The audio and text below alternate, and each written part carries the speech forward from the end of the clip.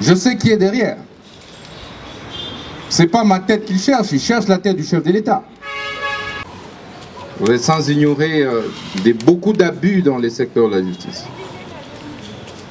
J'ai passé plus ou moins 58 jours à la tête de ce ministère. J'ai observé qu'il y a beaucoup d'abus. Lorsque le chef de l'État dit que la justice est malade, moi je confirme ça. La justice est d'ailleurs gravement malade. Étant donné que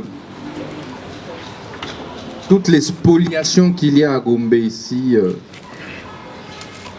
à Matete, à Lingwala, à Kinshasa, mais ce sont le fait des magistrats, des juges, des huissiers et certains avocats véreux. Que lorsque vous voulez guérir une maladie, vous devez faire un bon diagnostic. Vous n'allez pas administrer le comprimé de la malaria, par exemple, à une autre maladie que la malaria. Que des gens se lèvent. Parce que je sais, ce ne sont pas ces syndicalistes, ces pauvres syndicalistes, ils sont de bonne foi. Et qu'ils sachent que je ne vais pas reculer d'un seul pas. Et la bataille est lancée, la provocation est lancée et nous allons nous battre. Je pense que j'exécute les instructions du chef de l'État et les choses doivent être claires. Nous allons nous battre contre les réseaux mafieux jusqu'au bout. Ça là, c'est la terre de nos enfants. Soki mokonzi ya mboka na biso nyonso peuple lobby justice eza malade. Mais il faut retirer au lit. Donc baya tochuba bango motonga muté. Kolanda caprice ya mwana moketo azobela mazoki makisi. Il faut ko kangaye na maboko. Merci beaucoup. En fait, le temps des hommes forts est révolu. Le chef de l'État, lorsqu'il me nomme, c'était déjà en soi une révolution. Et les gens auraient dû comprendre le message. Moi, je ne suis pas là pour entrer dans la mafia. Je ne suis pas là pour ça. Ils ont tenté de me faire entrer dans leur réseau, j'ai refusé. Et ils le savent. Ils voulaient que j'habite Gombe comme eux, j'ai refusé. Vous m'avez vu changer de véhicule depuis que je suis ministre? Combien de fois ne m'ont-ils pas demandé de changer de véhicule? Combien de fois ne m'ont-ils pas demandé d'avoir une villa aussi à Gombe comme eux? Ils veulent que je puisse parler? Combien de fois ne font-ils pas des voyages à l'étranger? Vous m'avez vu faire un seul voyage à l'étranger? Non. Mes chers compatriotes, l'heure est grave. Les choses doivent changer. Et impérativement changer. Il n'y a que 2, 3, 4 hommes qui peuvent faire changer les choses dans ce pays.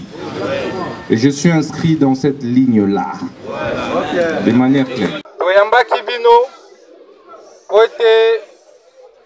Boyaki ko dénoncer quand il y a spoliation ya mabele awa ya ba maraîchère ya njili bote. Bolobaki ete bato ya tenue ya ba policier na ba soda bayaki awa bote. Na boende bomoni na sengaki na auditeur général ya FARDC aza compétent pour nako auditionner basoda na ba policier bote na senga ki pe boye lokola na premier président ya haute cour militaire aya awa bote bato oyo bomoni awa bango nde baza ba numéro 1 na niveau ya auditorat militaire na niveau ya justice militaire. Balakisi ete ya solo bazali inscrit na vision ya tata mokonzi ya mboka Excellence Félix Tshisekedi Boete. Oyo anome biso pona kozongisa ba Congolais nyonso na ba droit na bango bote. Tolobaki ete ba décision de justice oyo eza rendu esengeli etosape mibeko bote. Po ete décision ya justice oyo ezali nde kobomisa bato toko exécuter yango toyokani po ete mosala ya ministre ya justice ezali ya koveye na bonne exécution ya badécision ya justice toyokani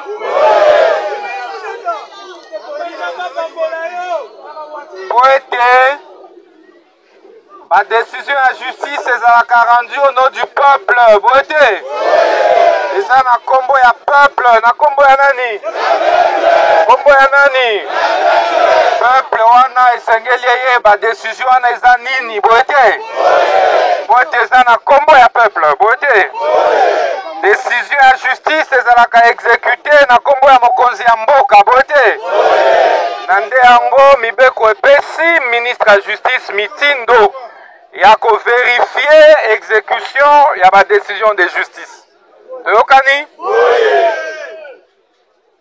mokonzi ya mboka tata Tshisekedi anome biso mpona koreforme justice ya mboka bote mpona kosilisa justice ya bato ya makasi bote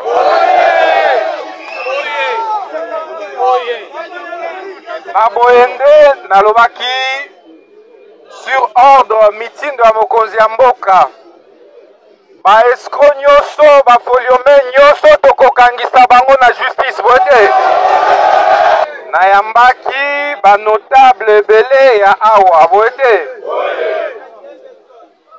bahonorable Mputu bayaki komona ngai batrésor bayaki komona ngai balouange mpe mama Tatiana yaki komona ngai bote et après bino moko bomi constituaki boyaki na ministère bote na ntina wana nde bomoni biso toye awa boyeba ete bato nyonso baza implike bazosambisa mapartir ya lelo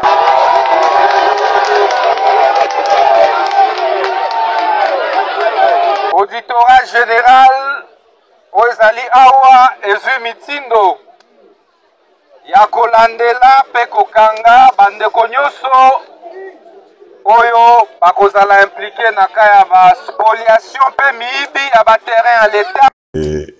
Je m'appelle professeur docteur ingénieur Sylvain Alongo Longomba. Je suis directeur général de l'Institut du bâtiment et des travaux publics de Kisangani, IBTP-KIS en sigle. Oui, nous avons visité le bâtiment, nous avons vu les innovations que vous avez apportées au sein de ce bâtiment. Comment, où est-ce que d'abord, quelles sont les stratégies que vous avez amenées pour arriver jusqu'à ça? Les stratégies sont nombreuses.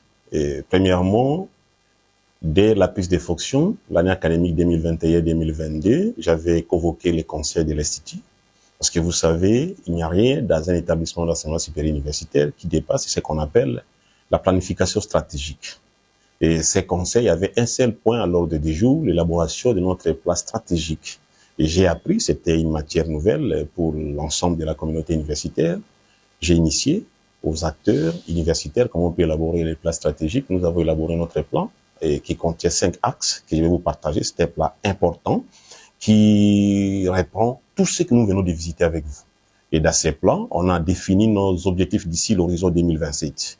Qu'est-ce que nous comptons faire de l'établissement d'ici 2027? C'est comme ça qu'on travaille, si vous voulez gérer de manière efficace un établissement d'enseignement supérieur universitaire. Et toutes les actions réalisées sont des actions concertées et planifiées en amont. Au-delà de ça, nous avons essayé de faire une politique qui surprend et qui a surpris tout le monde. C'est la politique des marmites uniques.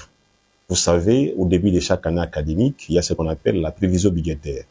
On avait élaboré notre prévision budgétaire de l'année et nous avons fait une politique de prendre les recettes disponibles, de les mettre ensemble. et de regarder, sur base de notre plan stratégique, quelles sont les priorités, n'est-ce pas, pour l'établissement, afin que nous puissions rencontrer, assoiper notre plan d'émergence axé sur la démarche qualité. Et ce qui a été fait, et nous sommes à ce stade, à ce jour. Au-delà de ça, nous avons essayé quand même de capitaliser une longue expérience qu'on a acquise à travers les organisations internationales. Il y a plusieurs façons de transformer une entité. Il y a les procédures de passation des marchés, n'est-ce pas, pour certains seuils de financement. Mais ici, comme on avait des petits montants, nous sommes recourus aux fournisseurs locaux et nous avons interrogé la pertinence de notre main-d'œuvre. On a valorisé les ressources propres. Le grand secret de ces travaux, c'est la valorisation des ressources propres que nous appelons dans les manuels de procédures de passation des marchés et réalisation des travaux en régie. En tout cas, je crois que si les autres collègues pouvaient copier ces modèles, ils peuvent évoluer vers l'émergence. Et je dois vous avouer que nous sommes la référence de tous les travaux que vous voyez dans la ville de Kisangani. Si vous voyez la peinture dans un établissement, l'origine c'est ici. Nous avons révolutionné positivement les établissements d'enseignement supérieur universitaire dans la ville de Kisangani et province de la Tchopo en général. Est-ce que l'UBTP est fier de ces ressortissants d'ici pour aider peut-être les compatriotes dans les différents domaines de construction, des ingénieurs et non, franchement, l'IBTP est fier. Et si vous arrivez à l'IEC Kisangani, vous verrez les accotements qu'on a réalisés avec les bétonnages. Ce sont des travaux qui sont faits avec les ingénieurs de l'IBTP. Et même les étudiants qui sont encore à l'IBTP à ces jours, ce sont eux qui ont réalisé ces travaux. Nous sommes vraiment fiers et nous ne sommes pas satisfaits parce qu'il faut quand même qu'on aille plus loin. Et les travaux de rénovation, aujourd'hui, sont des travaux axés sur les nouvelles technologies et nous devons tout faire pour améliorer encore les profils de sortie de nos étudiants. C'est comme ça que nous sommes en train de vouloir stabiliser l'aspect infrastructurel, les cadres de formation. Et maintenant, nous sommes en train de nous basculer vers la formation des ressources humaines. Et nous rassurons que d'ici là, l'IBTP, même pas avec nous, et avec les autres qui viendront après nous, ça sera une haute école d'ingénierie au cœur de l'Afrique. Vous avez parlé d'une vision d'horizon 2022-2027. Qu'est-ce qui va arriver si aujourd'hui l'autorité suprême décide peut-être de porter votre mandat d'ici pour vous donner ailleurs? Quelle est la politique que vous allez faire? Question pour vous de scinder un peu cette vision de l'horizon 2022 à 2027. Et je crois que la politique, elle est claire. On venait de tenir le conseil de l'Institut. Et la politique, elle est seule de faire d'abord l'évaluation à mi-parcours, les niveaux de réalisation, d'exécution du plan stratégique. Et nous venions récemment du conseil, le niveau d'exécution a été satisfaisant, mais nous avons aussi ressorti les faiblesses, lesquelles faiblesses ont fait objet de recommandations opérationnelles et on a attaché à chaque recommandation opérationnelle les responsabilités. Ça, c'est déjà une bonne chose pour celui qui peut venir après moi. Et deuxième chose est que non, l'outil là que nous avons élaboré, et je vous l'ai dit, c'est un outil hautement stratégique. Nous sommes respectés à l'extérieur du pays. Quand j'ai des réunions en ligne, même quand je suis venu ici, vous êtes là, j'étais en train de parler avec un professeur à l'université de Fribourg, et il m'a demandé, ils attendent la mise à jour de notre plan stratégique, sur base des réalisations que vous venez de visiter là. Qu'avons-nous déjà effectué? Parce que dans le cadre partenarial aussi, on nous attend de l'autre côté pour cristalliser des coopérations interuniversitaires qui favorisent la mobilité internationale des enseignants et des étudiants. Déjà, ces outils sont des outils de travail pour tout celui qui viendra après nous. Et autre chose, je vous dis, si vous êtes parti par le plan stratégique, moi qui vous parle là, même comme nous parlons, là, on m'annonce que je suis parti, je quitterai avec vous dans la plus grande joie. Quand on travaille avec un plan stratégique, on n'est pas lié au pouvoir, mais on est lié aux actions. Et si on vous dit, arrêtez-vous là-bas, vous allez dire, merci beaucoup, le jour de la remise et reprise, vous informez à votre successeur ce que vous avez fait. C'est un peu l'avantage que nous avons. Et avec cet outil, au-delà de ce que nous venons de visiter, je me sens vraiment honoré d'avoir contribué d'abord comme un vrai fils de la province, parce que ça aussi, ce sont des questions qui ont alimenté beaucoup de polémiques. Au début, quand j'ai commencé les travaux, les gens n'acceptaient pas que j'étais quelqu'un de cette province. Vous doutez toujours que non, comment j'ai cette volonté-là de transformer les choses comme ça. Mais nous nous disons, nous sommes dans les bons et puis on peut avancer. Moi, je vais poser une petite question. Aujourd'hui, vous avez produit combien de licenciés qui sont sur le terrain? Mais aussi, pour finir, l'inscription commence d'ici là. J'aurais peut-être un message à lancer aux Polonais, aux Polonaises, pour rejoindre Oui, nous avons formé, je n'ai pas de chiffres avec moi par cœur, mais les cadres formés avoisinent, depuis que nous sommes là, c'est plus de 500. Et confondus, hein, parce qu'ici on a deux cycles. On a le premier cycle qu'on forme les ingénieurs techniciens, et le deuxième cycle qu'on forme les ingénieurs full. Et techniciens et full confondus, on peut dépasser 500 étudiants. Et parce que déjà, si vous regardez les auditoires qui sont les plus peuplés, c'est l'auditoire pour les systèmes LMD, c'est Bac 3 ou L3. Ils sont très nombreux, mais dans les orientations différentes. Par rapport à l'inscription, et je vous dis, l'inscription chez nous ici, on ne fait pas publicité. Nous refusons plutôt les étudiants depuis que nous sommes là. Actuellement, je reçois les appels. Il y a même des étudiants de Kinshasa qui viennent étudier ici. Il y a des conseillers au conseil d'administration, des conseillers au secrétariat général qui, une fois seulement visités comme vous, ils ont fait confiance à la maison, ils envoient les affaires là-bas. Et toute la partie Est, Goma, Butembo, Bukavu, partout, Beni, les étudiants viennent ici. Isiro, Équateur. Donc, seulement le fait d'avoir fait des travaux, c'est ça notre marketing. Nous ne sommes pas là pour pour lancer les ordonnances et lois, créer l'IBTP dans les réseaux sociaux pour que les étudiants viennent. Non, les étudiants eux-mêmes comprennent et les parents envoyons les affaires là-bas parce qu'il y a l'assurance, il y a la qualité. Voilà, pour finir, demain c'est le 2 août, il y aura une cérémonie de commémorer le victime. On a salué la présence de plusieurs membres du gouvernement, un représentant du chef d'État qui sera aussi également pour le représenter. Vous étant que responsable de l'IBTP, que vous gérez une masse, quel est d'abord votre message à la population qui vous reçoit? Oui, le message, c'est un message de consternation, parce que vous savez, quand on parle de la commémoration qui s'organise, je vous avais parlé hier, c'est une ville hospitalière, c'est aussi une ville martyre. Martyr, moi qui vous parle, j'ai risqué la mort pendant la guerre de 6 jours. J'ai perdu mon petit frère. Donc, c'est vraiment une journée qui fait mal au cœur. Mon petit frère, j'étais avec lui au campus. Il est allé juste acheter les haricots. En rentrant, quand il a fini à préparer, il habitait le centre-ville. Et les coups de balle ont commencé. Il me dit non, je rentre à la maison. Je lui ai dit, reste au campus. Il est parti, il est mort. Vous comprenez? Donc, c'est vraiment une journée qui fait très mal. On a perdu des êtres chers, mais c'est un passage de l'histoire. Qu'est-ce qu'on va faire? Nous devons rester grands, nous devons vraiment regarder l'avenir. Moi, je laisse vraiment aux autorités de la République de prendre toutes les précautions pour sécuriser la République et pour qu'il y ait des pareilles circonstances ne reviennent plus. Et nous compatissons avec toutes les victimes que nous avons perdues et que les âmes de nos frères reposent en paix. Et cette journée-là, que nous soyons ensemble, moi, mon message est de dire ceci à tous les compatriotes et que nous puissions nous aligner derrière les chefs de l'État. Quand nous restons derrière les chefs de l'État, nous resterons un pays indivisible. Malgré les spectacles artificiels que nous vivons à l'est du pays, je vous le rassure, le Congo restera un et indivisible.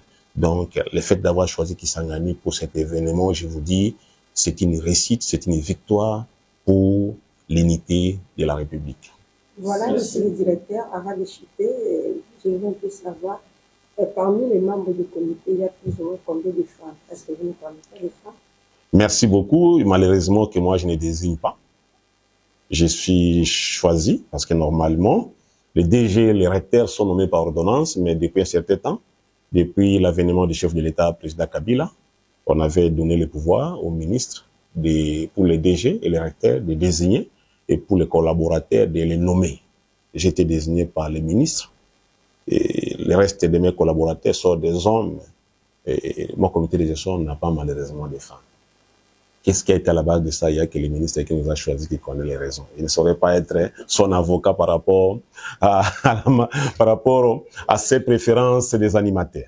Voilà. Monsieur le directeur général, pour la dernière question, quelles sont vos attentes par rapport au nouveau gouvernement et au nouveau ministre de l'ESI? Parce que beaucoup de réalisations ont été faites sur fonds propres. Quelles sont vos attentes pour l'émergence de cette politique?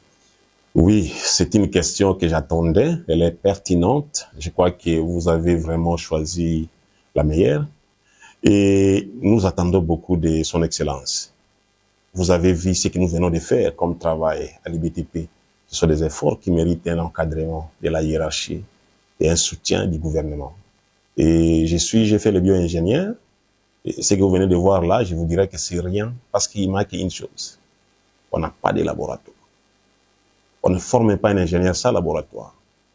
Nous ne sommes pas allés avec vous de l'autre côté. Peut-être qu'en sortant, avant de quitter, si vous allez prendre quelques images là. J'ai visité avec Madame la ministre, son Excellence, Marie-Thérèse Sombo. Elle a vu les colonnes qui sont restées. L'unique catégorie de travaux qui sont restés orphelins, c'est ces travaux-là de laboratoire. Parce qu'on a été asphyxiés financièrement. On a perdu beaucoup d'argent qu'on a investi dans l'infrastructure, mais il y a un élément important, les bâtiments, les laboratoires.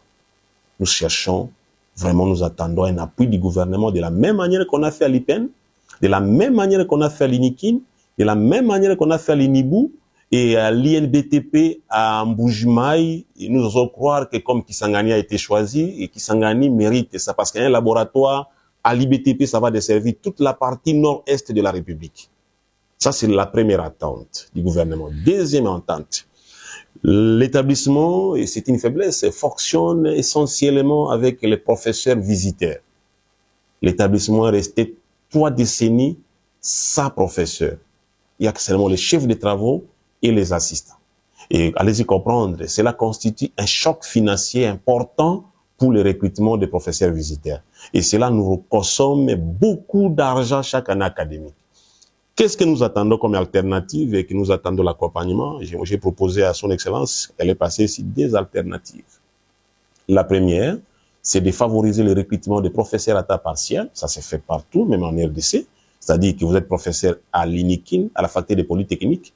Vous êtes aussi professeur partiel à l'IBTP Kisangani pour une matière spécifique.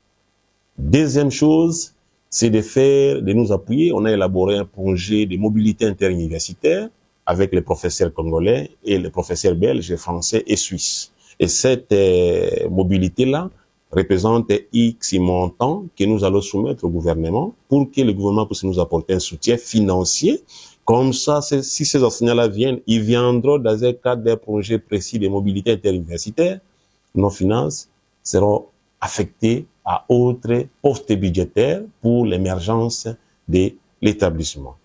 Troisième attente, c'est quoi? Nous avons beaucoup de projets bilatéraux avec les partenaires européens où nous avons été partie prenante par rapport aux manifestations d'intérêt.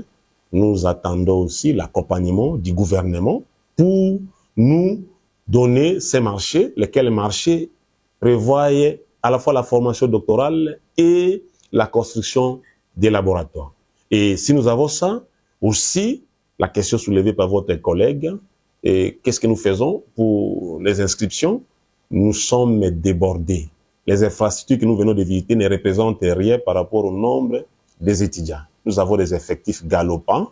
On attend aussi du gouvernement de nous renforcer dans l'amélioration des capacités d'accueil, c'est-à-dire construire d'autres auditoires de grandes capacités pour résorber les effectifs que nous avons. Je crois que si on a ces 4 ou 5 choses, vous revenez ici 3 ans, même avec d'autres animateurs, vous trouverez l'IBTP Kisangani vraiment devenir une haute école d'ingénierie au cœur de l'Afrique. Merci beaucoup.